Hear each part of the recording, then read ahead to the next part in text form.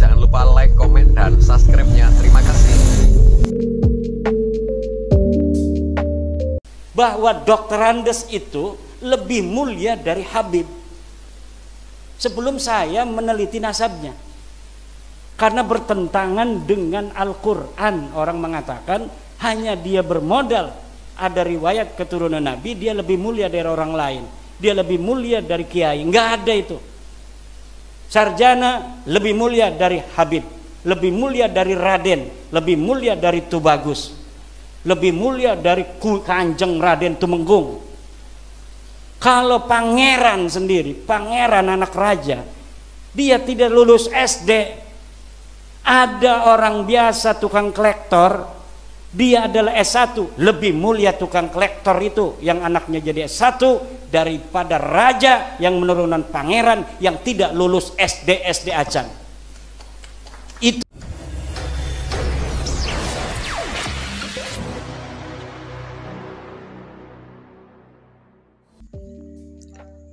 Assalamualaikum warahmatullahi wabarakatuh. Bertemu kembali dengan Cak Pugel. Mudah-mudahan kawanku semuanya senantiasa dalam lindungan Tuhan Yang Maha Esa.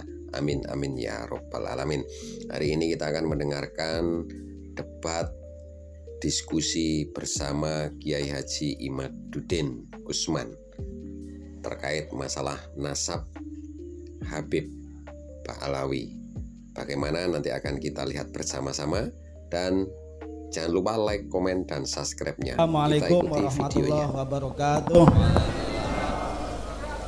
Matur sembah nuwun atas waktunya yang termulia dan yang kami muliakan sedaya para masyayikh, para kiai Wonogiri. Pertanyaannya, apakah semua kabib-kabib yang ada di Indonesia ini semuanya itu masuk Ba'alawi atau ada kotak-kotak Pak Yai? Artinya semuanya mengkotek, napa masih ada pemilahan Pak Yai? Monggo mangke dipenjelasaken nggih. Itu yang pertama. Yang kedua, untuk Wali Songo. Ini saya kayaknya belum dipaparkan. Monggo mangke dipenjelasaken apakah Wali Songo itu katut Ba'alawi atau mboten, ngoten nggih. Khawatire wis diidolakan, wis diziarahi, ternyata namu wali tapi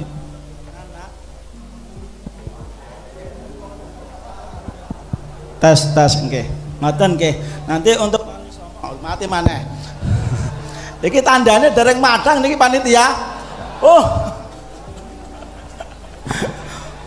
Langsung durasi. Artinya untuk Wali Songo apakah termasuk golongan Ba'alawi atau tidak? Yeah. Dan nanti kalau ada referensinya tentang Wali Songo itu min dzurriyyatir Rasul, monggo nanti bisa di-share apa tesis beliau.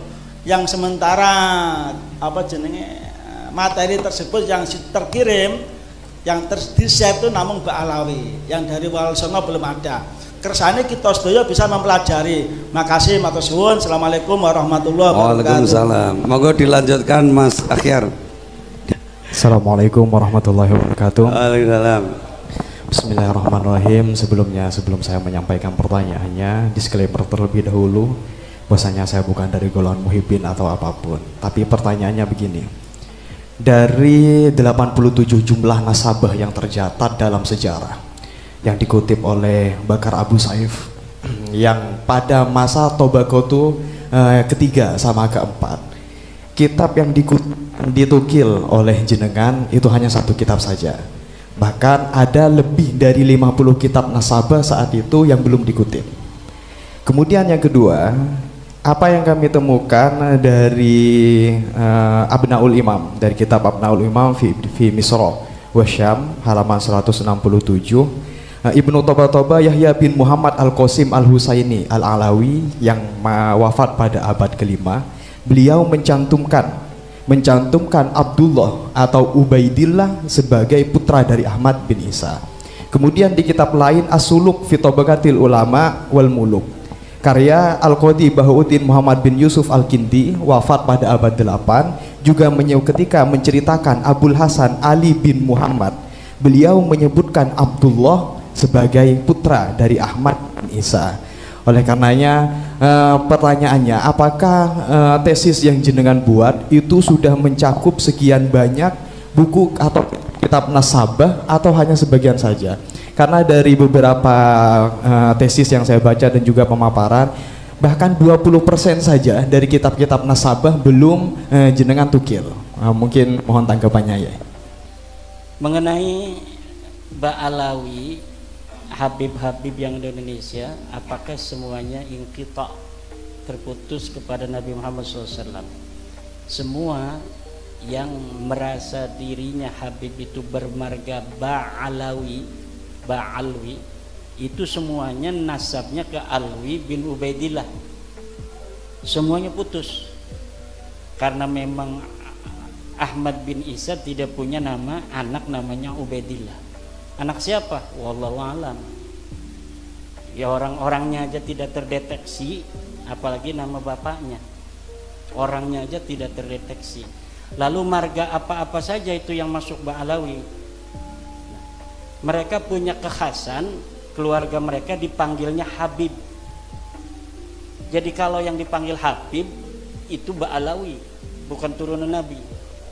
Kalau turunan Nabi itu memiliki tanda panggilan tersendiri, Syarif dan Sayyid. Kalau mereka keturunan Nabi yang melewati seorang raja atau gubernur, itu biasanya menggunakan Syarif. Tapi kalau keturunan ke atasnya tidak melewati raja, para ulama-ulama saja, itu biasanya hanya menggunakan Sayyid.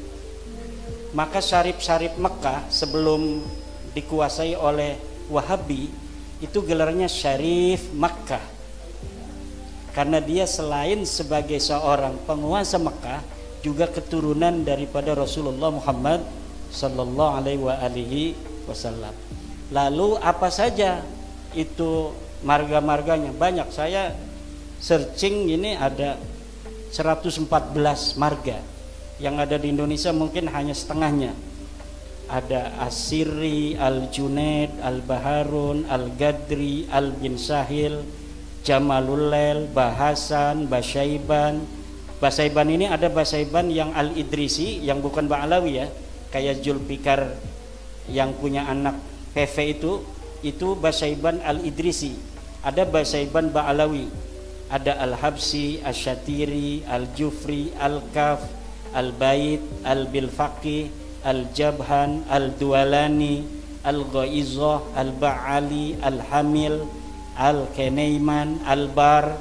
Tuh, Ahmad Al-Bar tuh yang bisa nyanyi rock itu Ba'alawi itu. Asy-Syarwi, Al-Hayyid, Al-Khamur, Al-Bahdak, Asy-Syarim, Al-Ba'mar, Al-Hakam, Al-Bahri, Al-Ghosasi, Al-Rakhelah, Al-Bakriyah, Al-Babduna, banyak sekali. Tinggal dicari yang Ba'alawi. Pokoknya setiap Ba'alawi itu dia bernisbat pada Alwi bin Ubaidillah yang mengaku sebagai keturunan Ahmad bin Isa. Ahmad bin Isanya ini telah terkonfirmasi kitab-kitab sejarah dan kitab nasab, dia seorang turunan Nabi. Wafatnya 345. Maka Ubaidillah ini keturunannya di abad 9 mengaku bahwa Ubaidnya ini keturunan dari Ahmad bin Isa. Pada zaman Ahmad bin Isa belum ngaku. Jadi ngakunya itu setelah 550 tahun wafatnya Ahmad bin Isa. Kalau ngakunya di abad itu nggak mungkin diterima kan, karena anak Ahmad bin Isanya marah. Tapi dengan berjalannya waktu semakin menyebar itu keturunan Ahmad bin Isa, kesempatan orang untuk mengaku keturunan siapa saja itu kan terbuka. Masalahnya terbukti tidak secara data sejarah dan data nasab, itu saja. Kemudian mengenai pertanyaan selanjutnya, Wali Songo nasabnya ke Ba'alawi bukan. Orang-orang Ba'alawi Habib mencatat dalam kitab mereka seluruh Wali Songo keturunan Ba'alawi. Itu pada tahun berapa? Baru pada tahun 1984. kitab cetakan Samsud Dhohiro yang ditambahi. Dulunya tidak masuk. 1984 cetakan baru kitab Nasab Ba'alawi mencantumkan terutama Kesultanan Banten yang dicantumkan sampai hari ini ada di dalam kitab Samsud Dhohiro itu. Kita ini mantan Ba'alawi. Tahun 2012 saya itu menjadi pencatat nasab bersama teman-teman dari keluarga Kesultanan Banten itu masih ke Ba'alawi karena belum ditemukan keraguan waktu itu. Nah, keraguannya timbul ketika kitab nasab mereka itu mencatat Samsud Dhohiro itu keluarga Kesultanan Banten, kemudian keluarga lain seluruh Wali Songo, hanya dicatat beberapa generasi bahwa ini ke apa Ba'alawi gitu, tapi tidak dicatat sampai bawah. Kalau Kesultanan Banten dicatat sampai bawah, sampai tahun 1808. Jadi sampai sultan terakhir Sultan Sapiuddin. Nah, kalau Sunan Giri hanya Sunan Girinya saja gitu. Sunan yang lainnya saja. Tapi kalau Sultanan Banten dicatat sampai tahun 1808, keturunan Sultan Sapiuddin sampai sultan hari ini. Cuma sultan budaya. Itu masih ada di dalam kitab Samsud Dhohiro. Nah, setelah diteliti, betulkah ini Ba'alawi merupakan leluhur Wali Songo? Ternyata kitab-kitab manuskrip yang sekarang mulai orang itu paham setelah ada bab nasab ini pada penasaran, mencari-cari kitab-kitab di rumah-rumah mereka yang tua-tua.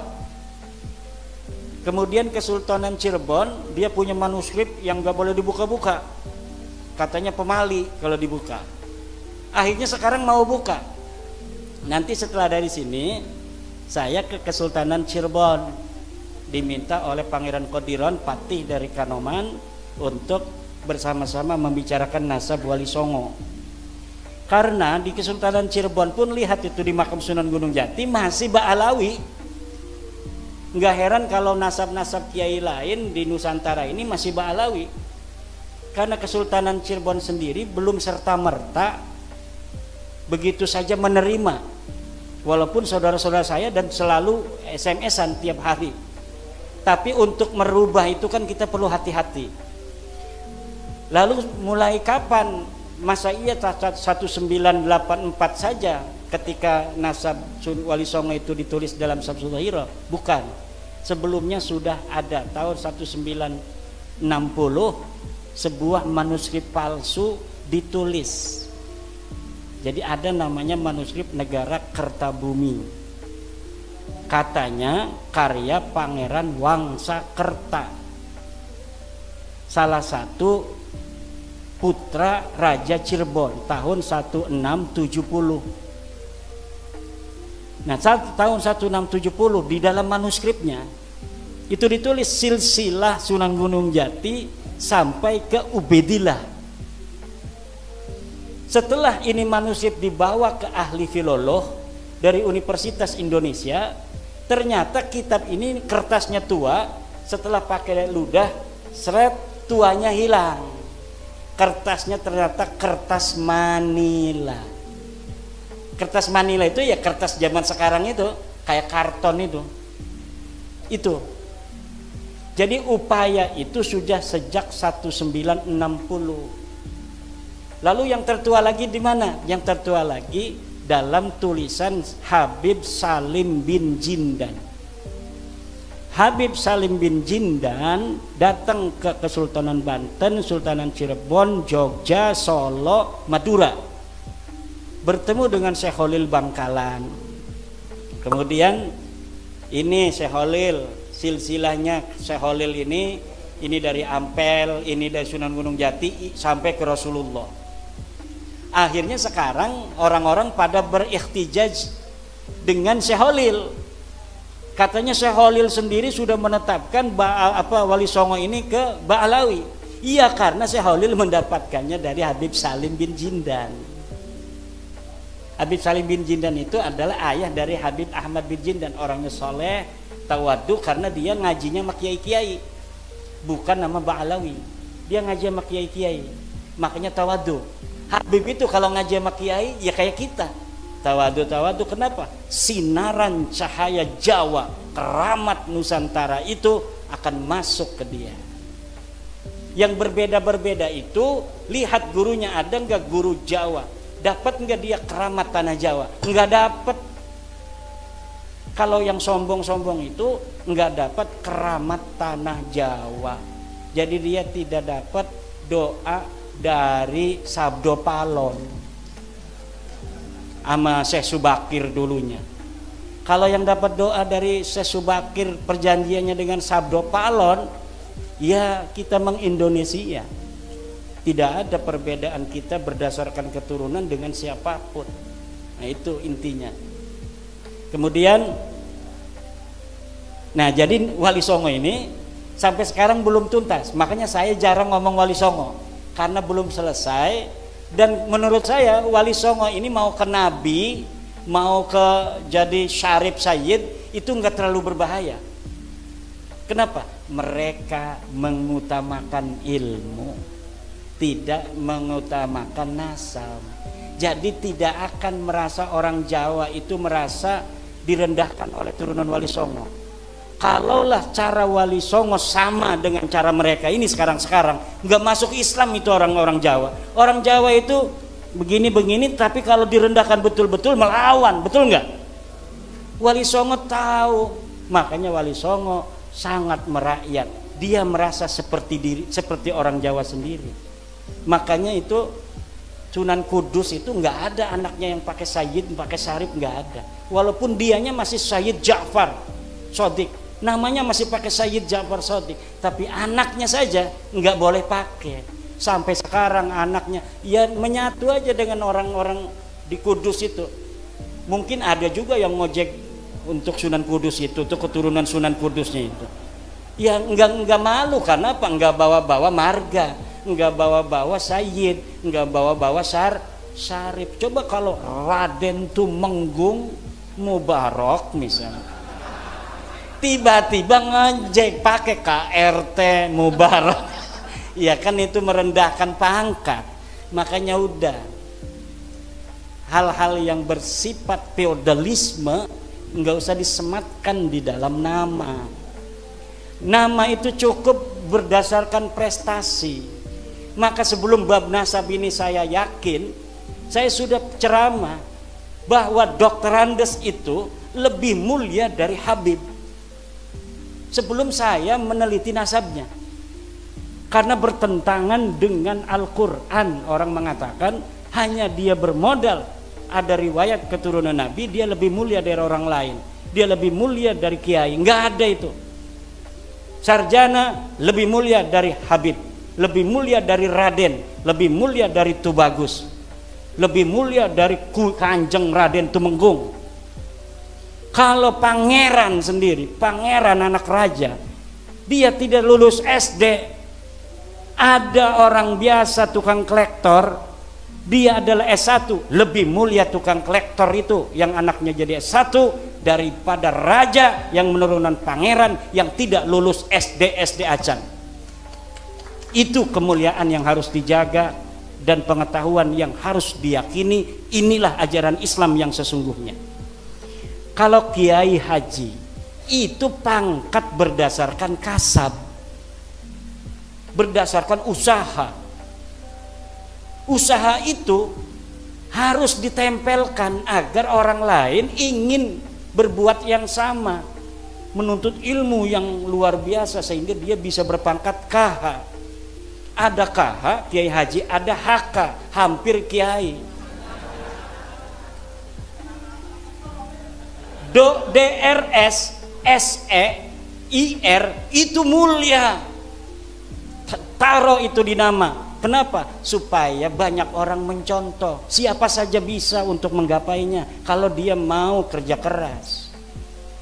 Tapi kalau R, Raden, itu dia lahir jadi Raden. Apa yang dibanggakan orang, dia nggak kerja apa-apa, pangkatnya R kok. Maka saya nggak pernah pakai RR. Itu ada di YouTube pakai KHR. Orang yang nulis itu mah. Saya tidak pernah pakai RR. Kenapa? Malu-maluin apa yang dibanggakan dari R. Seperti kita ini mukanya begini, ya dari lahirnya begini, dari Allahnya begini. Kita nggak mesen begini, nggak usah bangga-banggain karena hidungnya mancung. Walaupun saya mancung, saya nggak bangga. Kenapa? Karena ini bukan dapat saya, nggak ada usaha sama sekali. Sesuatu yang tanpa usaha sama sekali nggak perlu dibanggakan dan tidak pantas dibanggakan. Yang dibanggakan itu kerja keras. Kerja keras itu dia jadi ketua PCNU karena dinilai pantas oleh para kiai. Dilihat pantas jadi seorang ketua PC. Ini kalau ketua PC-nya Pak Kiai Mubarak akan luar biasa mobilitas dari organisasi NU di Wonogiri. Kiai-kiai sepakat, udah Kiai Mubarak saja. Akhirnya seluruh MWC dikontak. Kiai Mubarak, ketua PC begitu. Allah yang mentakdirkan berdasarkan apa? Usaha dan prestasi, bukan berdasarkan keturunan. Setiap orang yang tidak punya dia itu privilege dari keturunan, kemudian hari ini menghormati orang berdasar keturunannya, dia menginjak-injak harga dirinya sendiri. Orang yang dia turunan raja, turunan nabi, yang karena itu dia harus menghormati orang lain hanya berdasarkan keturunannya, bukan berdasar prestasinya. Kita yang menghormatinya itu sedang menginjak-injak kemanusiaan kita sendiri. Seakan-akan Allah ini tidak adil. Kita diciptakan hanya untuk menghormati orang. Kenapa kita tidak diciptakan sebagai anak raja? Kenapa kita tidak diciptakan sebagai anak daripada keturunan Rasul? Dan itu tidak mungkin Allah tidak adil. Karena Allah tidak mungkin tidak adil, maka Allah sudah bikin sebuah garis keras. Inna akramakum indallahi atqakum. Yang paling mulia itu bukan dia keturunan daripada Nabiku Muhammad, tapi dia yang paling mulia menyembah aku dengan seikhlas-ikhlasnya. Itu patokan kita. Hadis Nabi juga begitu. Tidak ada hadis Nabi hormatilah keturunanku, tidak ada. Ada itu Habib di dalam ceramahnya, hormatilah keturunanku. Siapa orang yang menolong keturunanku, maka aku akan membalasnya di akhirat. Hadis palsu itu. Pasti hadis palsu. Yakin, seyakin-yakinnya. Hanya ada di kitab-kitab Ba'alawi yang begitu. Cari hadisnya. Misalnya ada penceramah habaib yang menerangkan tentang kemuliaan keturunan Nabi, kemudian dia mengutip hadis, cari hadisnya itu. Kalau tidak hadis palsu, hadis yang disimpangkan maknanya. Seperti keutamaan ahli bait yang diambil untuk keturunan hari ini. Kalau hadis keutamaan ahli bait banyak. Siapa ahli bait? Ahli bait itu adalah Ali, Fatimah, Hasan, dan Husain. Ada ahli bait dalam bab zakat. Siapa? Keturunan Bani Hashim. Siapa Bani Hashim? Keturunan daripada Sayyidina Abdullah, Sayyidina Abbas, Sayyidina Abu Talib. Itu namanya Bani Hashim. Bukan hanya keturunan daripada Husain. Banyak yang disimpangkan. Tidak ada ajaran Islam yang mentolerir orang harus menghormati orang lain berdasar keturunan. Dan ini yang harus diambil, termasuk menghormati gus-gus itu tuh. Kenapa? Kasihan nanti ini gus-gus masih kecil dihormatin orang, nanti takutnya dia nggak mau belajar. Saya udah banyak dihormatin orang, ngapain? Takutnya begitu, lama-lama nanti banyak gus-gus nggak bisa ngaji akhirnya. Kenapa? Karena orang bisa ngaji kan banyak dihormatin orang. Lihat dia nggak bisa ngaji dihormatin orang. Jadi biasa aja kita menghormati para gus. Kalau misalnya dia nggak bisa ngaji, taruh di belakang. Ngapain lu nggak bisa ngaji? Jangan di depan. Saya ini gus mau gas nggak bisa. Harus begitu. Kita kasihan kepada putra-putra kiai. Jangan hormati dia berlebihan, karena kalau kita menghormati dia berlebihan, kita sama saja mengubur potensi dia untuk berprestasi di masa depan.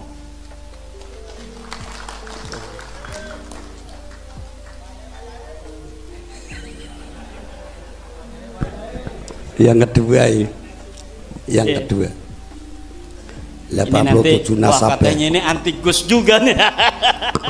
Ini bisa melebar nanti, anti Habib, anti Gus katanya. Ya harus menerima resiko.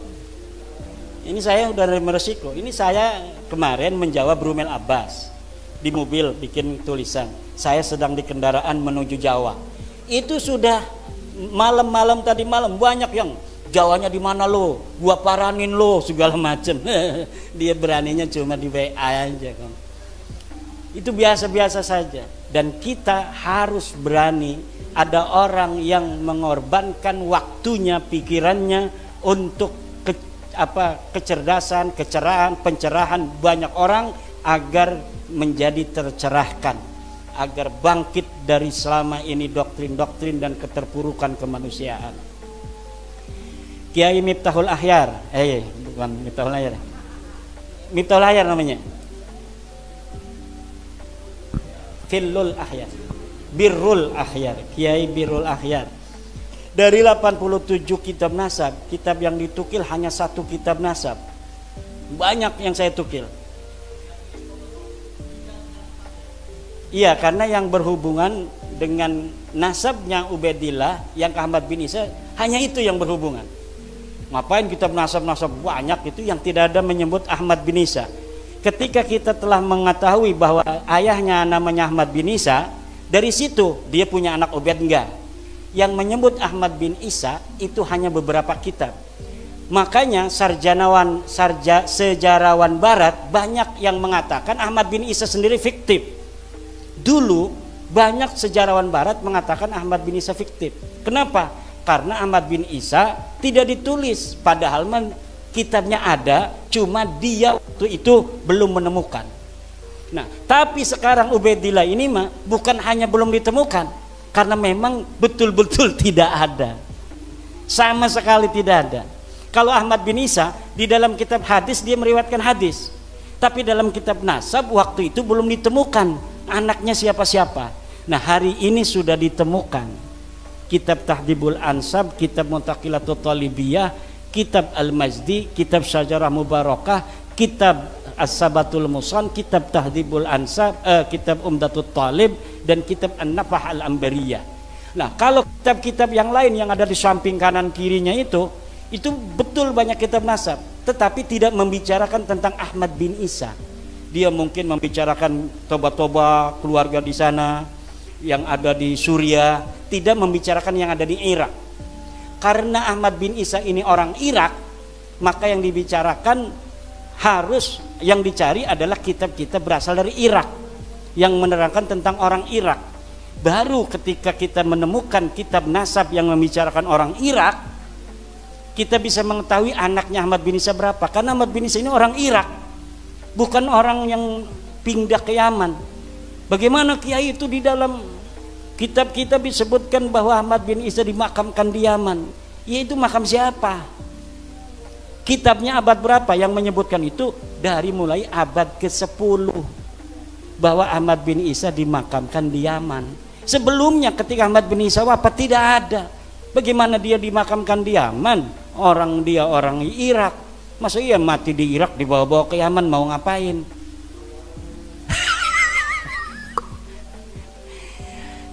Iya, itu makam itu bisa diciptakan. Bagaimana sekarang kita hari ini kan lagi ribut bab nasab nih, ribut lagi bab tidak hijrah ke Yaman, lagi ribut makam Ahmad bin Isa itu kok ada di Yaman. Sampai ada teman saya yang lulusan Yaman pergi ke Yaman, dia videoin. Setelah dia videoin, dia kirimin video saya. Ini ada makamnya katanya Ahmad bin Isa. Ini makamnya Ubaidillah. Masa iya katanya ente tidak percaya bahwa Ubaidillah ini adalah sosok yang historis? Kalau dia sosok yang tidak ada, bagaimana dia ada makamnya? Akhirnya Allah buka dari keadaan Indonesia.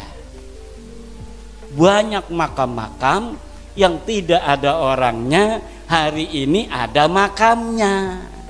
Banyak orang-orang yang dulu sejarahnya tidak ikut-ikut ngediriin NU, sekarang ditulis ikut ngedirikan NU. Banyak orang yang ditulis dulunya tidak menyebarkan Islam, hanya narik-narik biola, sekarang disebut menyebarkan Islam di Indramayu. Ada bukunya juga ditulis penyebaran Islam oleh Habib Anu bin Anu. Sampai bikin skripsi. Anak buahnya yang punya anak lagi nulis skripsi, suruh bikin skripsi penyebaran agama Islam oleh Habib Anu bin Anu di Indramayu. Saya teliti itu skripsinya. Kemudian makam orang terkenal di Semarang diciptakan, padahal makam aslinya ada di Pleret, Jogja. Dia adalah seorang dari pahlawan Yogyakarta yang melawan penjajah. Ketika dia melawan penjajah Inggris, waktu itu dikuasai Inggris, Belanda kalah oleh Inggris, Inggris menguasai, kemudian perang Jogja dengan Inggris, mati KRT Sumodiningrat. Setelah KRT Sumodiningrat mati di dalam masjid, ditebas lehernya, dimakamin di Pleret. Setelah dimakamin Pleret, 100 tahun kemudian tiba-tiba muncul makamnya di Semarang dan nasabnya rubah. KRT Sumodiningrat sekarang nasabnya menjadi bin Toha bin Yahya. Dulunya orang mana? Orang Jogja asli, menantunya Hamengkubuwono ke-1. Menantu Hamengkubuwono ke-1, dia orang Jogja asli, pernah jadi bupati di Jepara kalau tidak salah.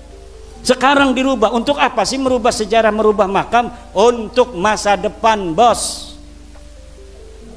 Untuk masa depan. Biar masa depan untuk keluarga ini tercatat sebagai orang-orang yang ikut di dalam memperjuangkan kemerdekaan. Makanya penting bagi mereka untuk mencantolkan dalam sejarah-sejarah 17 Agustus. Katanya Soekarno minta doa dulu sama Habib. Katanya bendera Indonesia merah putih itu ditentukan oleh Habib. Katanya Garuda Pancasila itu ditentukan oleh Habib. Katanya NU itu didirikan oleh salah satunya Habib. Dan sebagainya dan sebagainya. Makam-makam di pojok-pojok itu dikasih nama marga-marga dari mereka, kemudian dikasih tahun yang tua. Untuk apa? Ke depan Indonesia jangan macam-macam sama kita orang. Ini kita sudah terkonfirmasi datang ke Indonesia abad ke-15. Apa buktinya? Makam, lihat tuh, ada inskripsinya, mereknya Habib Anu bin Anu tahun sekian. Ini Bapak yang akan terjadi. Maka kita begini keras ngomong ini agar mereka sadar. Udah berhentilah. Yang udah bikin-bikin makam, hapusin, makam gak ada orangnya. Yang ada orangnya, yang tokohnya itu tokoh Jawa asli, dirubah lagi. Udahlah, kita salah. Ayo kita se-Indonesia. Sekarang kita sama-sama membangun Indonesia. Tidak ada lagi yang bicara tentang nasab dan keturunan, karena kalau bicara nasab dan keturunan, orang Jawa, orang Wonogiri yang lebih berhak untuk mengklaim bahwa Indonesia ini miliknya daripada orang lain. Karena keturunan orang-orang yang hari ini ada di sini inilah yang dulu memperjuangkan kemerdekaan negara Republik Indonesia, bukan orang lain. Kalau mereka kita tahu sendiri sejarahnya, datang di bawah Belanda, kemudian mereka menjadi orang-orang kelas tinggi di Belanda, ada kelas Eropa, ada kelas Asia, ada kelas pribumi. Ini orang-orang yang sekarang ini ngaku sebagai cucu Nabi, itu ditinggikan oleh Belanda. Maka ketika Jepang datang, mereka ini tidak mendukung Jepang. Kenapa? Karena Jepang tidak seperti Belanda mengistimewakan mereka. Maka barulah di antara mereka mau berjuang tuh. Kenapa? Karena Jepang tidak mengistimewakan mereka. Itu. Ya yang udah ada silakan makan aja. Bismillah dulu. Kemudian Abnaul Imam mencantumkan Abdullah. Itu manuskripnya dipalsukan. manuskripnya itu hanya 20 halaman. Dulu sebelum viral, saya sudah menemukan manuskripnya ada di internet, 20 halaman. Setelah dicetak menjadi 187 halaman. Kalau kitab ini betul-betul kitab-kitab yang asli, maka hari ini mereka pasti sudah berani untuk berdebat dengan saya. Tapi karena saya sudah mengetahui bahwa kitab ini diinterpolasi, ditambahi oleh Yusuf Jamalul Lail, maka mereka tidak berani, karena sayanya sudah tahu bahwa kitab ini diinterpolasi. Dan di dalam muqaddimah kitab itu lihat bahwa dia pun mengakui bahwa ada hal-hal yang saya tambahkan yang dianggap penting. Itu yang dianggap penting, ya nyantolin Abdullah sebagai anaknya Ahmad itu. Kitab yang selanjutnya As-Suluk menyebutkan Abdullah disebutkan abad ke-8 730 sebagai ayah dari Bani Jadid. Bani Jadid ini mengaku dirinya sebagai keturunan Ahmad bin Isa. Ini bukan Ba'alawi. Bani Jadid ini orang yang mencangkok pertama keturunan Ahmad bin Isa di abad 8. Dia adalah Bani Jadid, namanya Syarif Abil Jadid bin Ahmad bin Abdullah bin Ahmad bin Isa bin Muhammad An-Naqib. Atau kurang sedikit lah, itu dari yang saya sampaikan itu. Yang jelas dia tertolak sebagai keturunan Ahmad bin Isa karena kitab yang lebih tua dari itu menyebutkan bahwa anak daripada Ahmad bin Isa hanya 3. Lihat dalam kitab Syajarah Mubarakah, itu narasi yang disampaikan oleh Imam Al-Fakhrur Razi, fa'aqibuhu min salasati banin. Jumlah ismiyah itu lihat di dalam kitab Al-Muqibun karya daripada Mahdi Rojai, apabila menyampaikan dengan jumlah ismiyah maka yufidul inhisar, yufidul hasra, itu memberikan faedah hasr. Itu ada keterangannya dalam kitab Al-Muqibun karya Mahdi Rojai, bahwa apabila ulama mengatakan dengan jumlah ismiyah itu yufidul hasra, tapi apabila dengan jumlah fi'liyah fa'aqoba salah sata banin, itu masih bisa tambah 1. Tapi kalau sudah fa'aqibuhu min salasati banin bi jumlatin ismiyatin hadihi tadullu ala al-hasr. Jadi tidak bisa, tertolak. Dan sudah terbukti Bajadid ini bukan keturunan Nabi, sudah terbukti dari kitab-kitab selanjutnya. Nanti Ba'alawi Bajadid itu adalah keturunan orang Arab biasa. Ya, nanti di abad 9 Ba'alawi ini, yang Habib-Habib ini mencangkok lagi kepada Bajadid ini. Jadi nyangkok kepada cangkokan.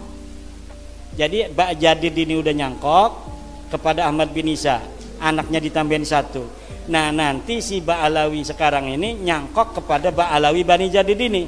Katanya Jadid itu adik daripada Alwi. Jadi karena kakaknya katanya atau adiknya sudah disebut, maka Alwi ini pun sudah terkonfirmasi.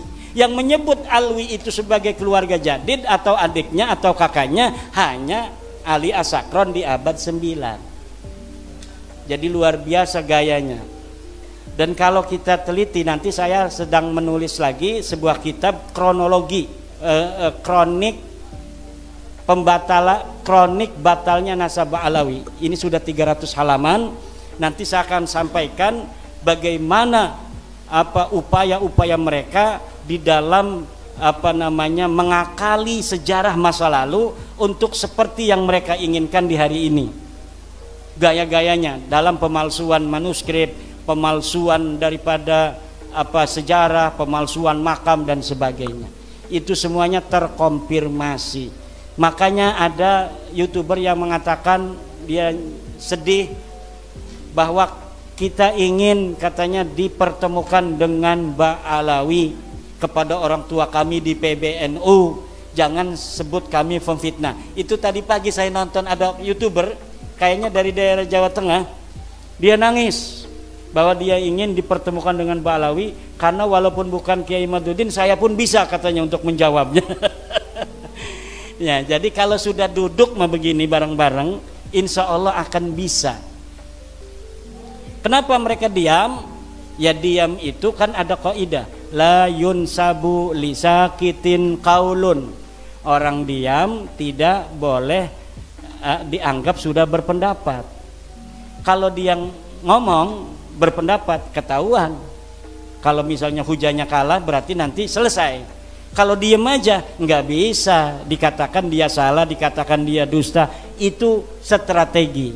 La yunsabu lisakitin qaulun. Tidak bisa orang diam itu dikatakan dia membantah, dia mengiyakan, tidak bisa. Tapi kalau sudah debat dengan kita kalah misalnya, ya udah harus selesai. Tidak boleh lagi mengaku. Kalau dia menang, nggak mungkin menang. Nggak mungkin. Kenapa? Ya karena tidak ada. Sama sekali dalail dari mereka itu tidak ada. Dan saya yakinnya kalau misalnya nanti saya ketemu dengan Nabi Muhammad nggak marah dan akan terima kasih telah menyelamatkan nasab suciku dari orang-orang yang mengaku sebagai keturunanku tanpa hak. Terakhir untuk Pak Yusuf dari MWC Burno ya. Ya. Apa dampak sosiologis dan psikologis dari kajian ini? Kalau tentang Ba'alawi apa saja tadi sudah dampaknya. Ya dampaknya maslahat pertama buat habaib Pak Yusuf. Dampak pertama yang akan maslahat habaib kalau mereka menerima. Enggak menerima pun pasti mereka tidak akan seperti dulu. Mentang-mentang cium tangan lu. Enggak bakal sekarang memberani sama ketua MWC. Kalau dulu ketua MWC enggak mau nurut sama dia, masuk neraka lo. Enggak dapat syafaat njid aneh. Sekarang enggak bakal lagi. Maslahat tidak tuh, mereka tidak begitu. Maslahat. Allah akan suka kepada orang yang tidak sombong. Kalau kita niatnya bagus, insya Allah kita akan punya kekuatan dan tenaga. Tapi kalau kita niatnya jelek, hanya karena kebencian, ya kita mudah rungkat. Kenapa ini bisa masif? Sampai-sampai ratusan orang sekarang ini mau ngedengerin, sambil makan lagi ngedengerinnya. Ya karena sayanya niat dari awal bukan benci pada mereka. Saya punya guru Habib, dan guru saya itu kalau muridnya seperti saya datang ke rumahnya mau masuk kamar mandi nggak boleh sebelum dia masuk dan mencuci kamar mandinya. Dia cuci kamar mandi dengan sabun, disiram, setelah bersih baru silakan masuk Mang Imad.